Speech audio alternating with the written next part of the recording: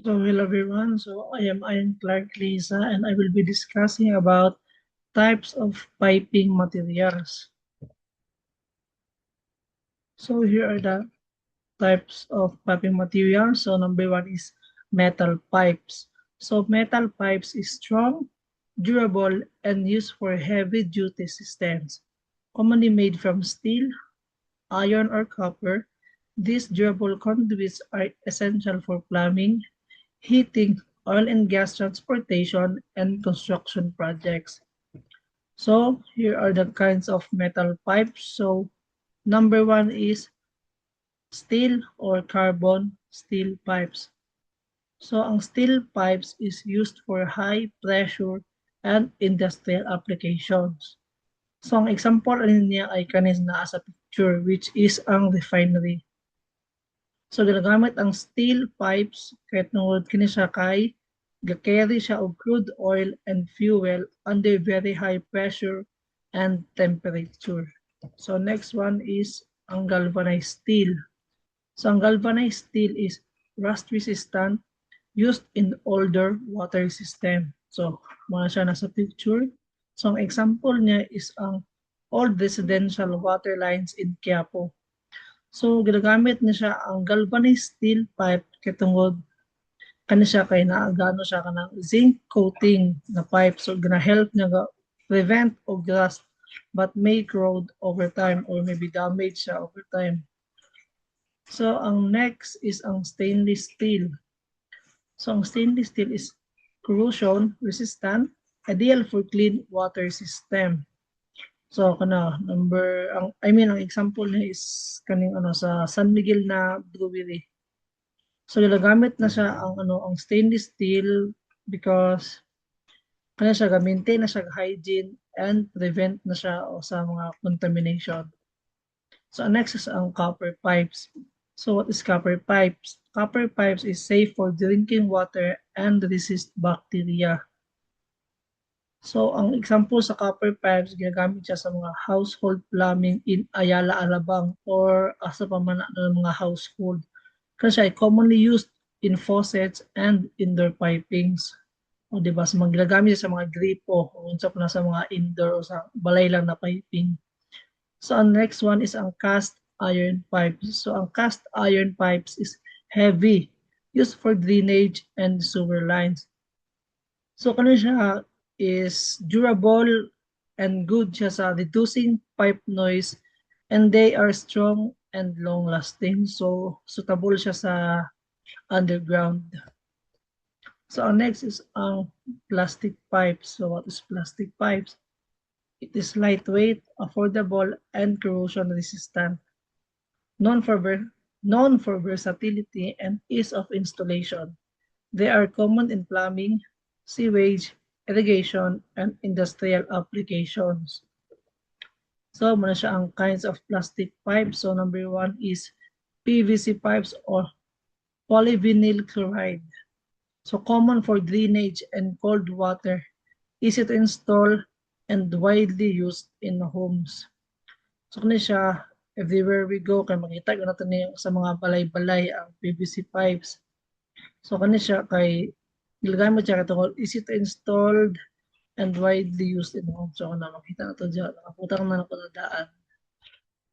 So ang ikaduha is ang CPVC pipes or ang chlorinated polyvinyl chloride. So suitable for hot and cold water. So ang example na niya is sa mga kanang kondo-kondo gud sa mga shower nila kay diba pag makasulod mo kay ilang shower kay ma-adjust niya ba into cold or hot shower. So next is ang PEX pipes or cross-link polyethylene. So kani siya kay flexible and easy to install sa modern homes. So kani siya ginagamit ni siya sa sa mga housing projects o mga new housing projects sa Davao City.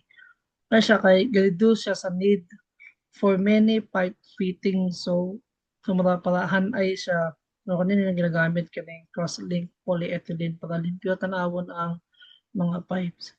So next is ang HDPE pipes, high density polyethylene. Kaya siya is strong and flexible, used for underground. So kung naa-adya po kagaling nasa cast iron sa steel pipes, kung din na po yung plastic pipes na used for undergrounds. So kung siya kay ginagamit siya sa underwater, sa mga water distribution sa underwater, I mean sa underground, sa water distribution kay kani siya kay resistant siya sa cracking and ground movement. So suitable siya for underground na pipes. So next is ang ABS pipes or acrylonitrile butadiene styrene. So ano siya is flexible and easy to install sa modern homes gapon. Kasi sa mga example niya is ang sa toilet drainage sa mga building. Kanya mo siya kay durable and handles wastewater well. So best na siya sa mga toilet o sa mga CR. So number 3 is ang concrete pipes. So concrete pipes is used for large scale construction and drainage. Durable and long-lasting over 100 plus years. Infrastructures components used for storm drains, culverts, and sanitary sewers. So here are the kinds of concrete pipes. Number 1 is ang RCP or reinforced concrete pipes. With steel reinforcement for sewage and storm drains. So ano siya, ginagamit niya siya sa mga highway drainage. Para lang sa EDSA or sa asa ng mga highway, siya ginagamit nila ang RCP. Kaya kanya siya kay ginahandle mo siya sa mga large volume of rainwater during sa mga floods. Kaning RCP. So next is precast concrete pipes. Factory made, used in infrastructure projects. So example niya is example sa road, culverts sa mga lugar o sa Tarlac, lugar na sa Tarlac, sa Pangasinan, La Union, o sa expressway, ginagamit nilang precast concrete pipes.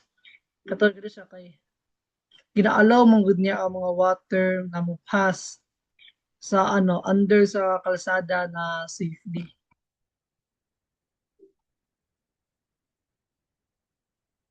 So next is ang clay pipes. So clay pipes is durable and corrosion resistant.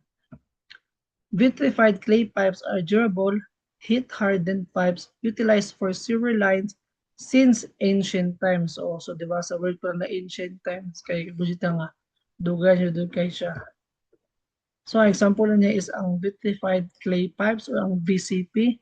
So siya is ideal for underground sewer systems. Ang example na ko niya is ang old sewer line sa Vigan City. No siya kay kaning clay pipes kay resistant po siya sa chemicals and mag-long lasting po siya sa undergrounds. So the last one is ang other o natawag na composite pipes. Special purpose materials. Composite pipes are engineered materials combining two or more constituents such as fiber, reinforced plastics, or metal plastic layers. These lightweight, long-length pipes are used for oil, gas transport, industrial applications, and the high-pressure plumbing due to their low maintenance, flexibility, and thermal resistance. So number 1 is ang asbestos cement pipes. So siya kay limited use tungod sa health concern. Ang sample niya is ang sa old water system sa Baguio City kay siya previously used due sa iyang strength and low cost. So gwapo na iyahang performance kay kuan siya strong tapos barato pa rin siya. Next is ang GRP or ang glass reinforced plastic. It is lightweight and corrosion resistant. So example niya is ang sa chemical facilities sa sa Batangas Industrial Park. Kaya siya kay suitable siya for handling corrosive chemicals. So best na siya ang glass reinforced plastic. So last is ang ductile iron pipe. This is strong and flexible, used for water distribution. Example ano niya is ang water supply network kanang sa Manila Water Services. Nagamit nila ang ductile iron pipe kay tungod reliable siya for delivering water across cities. So, mao lang to and thank you.